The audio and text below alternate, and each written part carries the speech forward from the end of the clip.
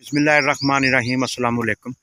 अच्छा जी, मेरे सामने तुसी देख रहे हैं कि जिथे बहुत ज़्यादा पानी की कमी है उत्थे सानू की करना चाहिए।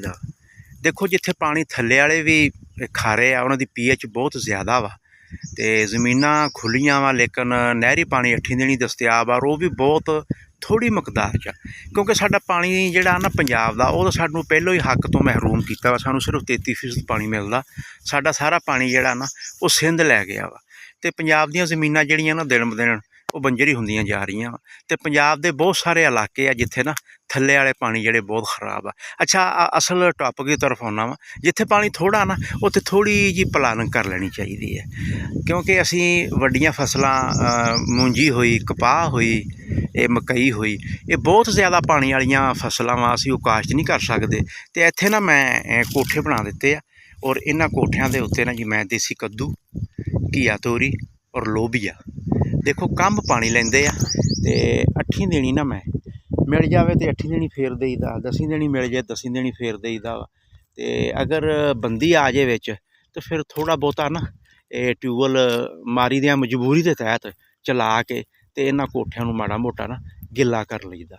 ते इत्थे आके ना इदां दी तुसीं प्लानिंग करके ते एह् तुसीं ना एक अच्छी इनकम लै सकदे आ। इहदे विच घिया तोरी और घिया तोरी दे नाल नाल इहदे विच देसी कद्दू भी लाए होए आ, ਇਹ ਤੁਸੀਂ देख लो, ਇਹ देसी कद्दू लगे होए आ और ਇਹ नाल जिहड़ा ना ਇਹ लोबिया लाया होया वा, ਇਹ ਤੁਸੀਂ देख लो, ਇਹ लोबिये दे दाने लगे होए आ। ते मेरा वीडियो का मकसद यह है कि मेरे वो फार्मर जिन्हां दे कोल पानी की कमी आ वो भी दिल ना सिट्टण, सासे कमतरी का शिकार नहीं होना ते अल्लाह नूं याद करके इदां दे कोठे बना के ना, इन्हां ते कोई बहुत ज़्यादा खर्चा नहीं हुंदा। एक दो दफ़ा तुसीं हल वाह के सुहागा दे दिओ ते इदां ना चौड़े चौड़े 15-15 20-20 15 फुट ते 12 फुट ते इदां दे तुसीं कोठे बना के ते उहदे विच मुख्तलिफ सब्जियां दे बीज तुसीं ला सकदे। वेखो, लोवां दे दिन दे विच कोई भी सब्जी 150-200 रुपए तो किलो कम नहीं मिलती और वो भी बुस्सी तरक्की किसी नहीं कम दी।